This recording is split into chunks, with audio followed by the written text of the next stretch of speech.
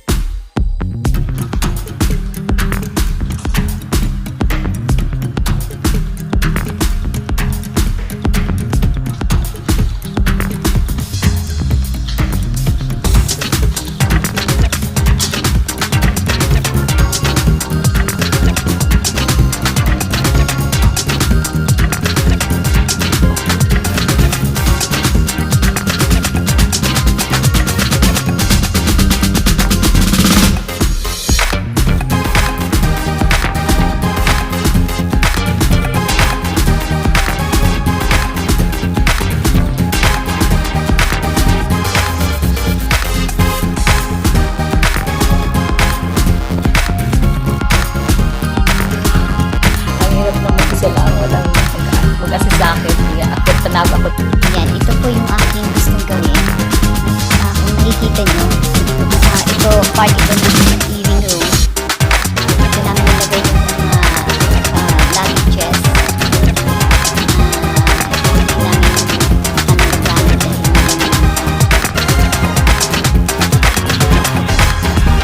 Akit panab ako dito.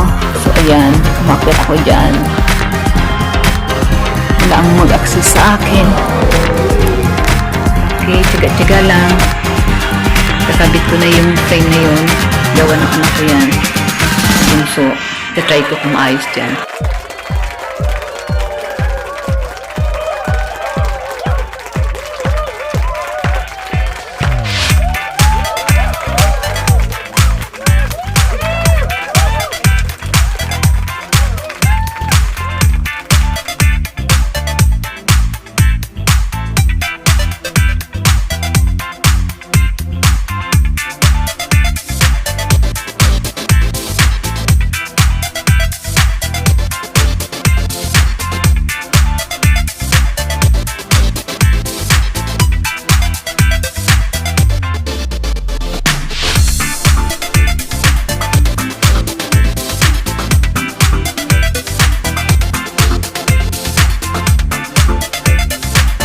How my dining room now, how my dining room looks like now after my simple makeover.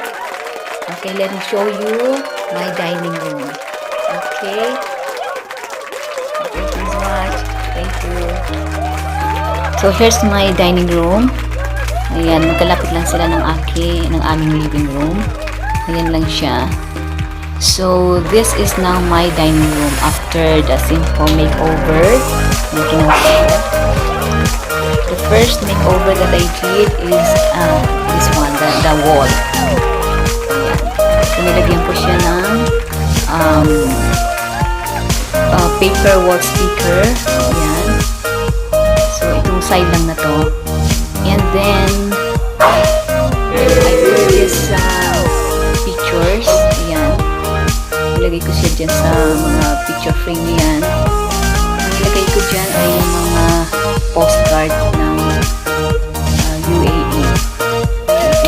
This is the Jumeirah Mosque in Dubai. Ayan. This another one. The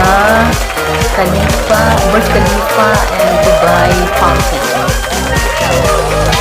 This one, the Dubai Frame. And this one is the, wait, hindi ko makita, Atlantis, the Palm in Dubai. So, ayan. And this one is the handwork of my daughter. And this one, hindi ko pa natatapos. Ayan. Temporary lang yan. So, maybe I'm gonna put our family picture here. And there, I put that painting. Ayan. It's also nature. Ayan, ocean siya. So, ayan. And then here, over here, so I put this, a set of coffee. Ayan. And this frame, wala pa akong nilalagay na picture. And this one, this is the another artwork of my daughter Janelle. Ayan, nilagyan ko siya ng 3D wall sticker. At doon din, nilagay ko dyan wall block ay yung mayroong color para contrast dito sa 3D wall sticker. Ayan. And I put this plant, ayan. Iba-iba ko nilalagay, ayan. Minsan yan, minsan ito nilalagay ko. And minsan doon ko nilalagay on top of that cabinet. Ayan. And this one, the table, this is a tablecloth.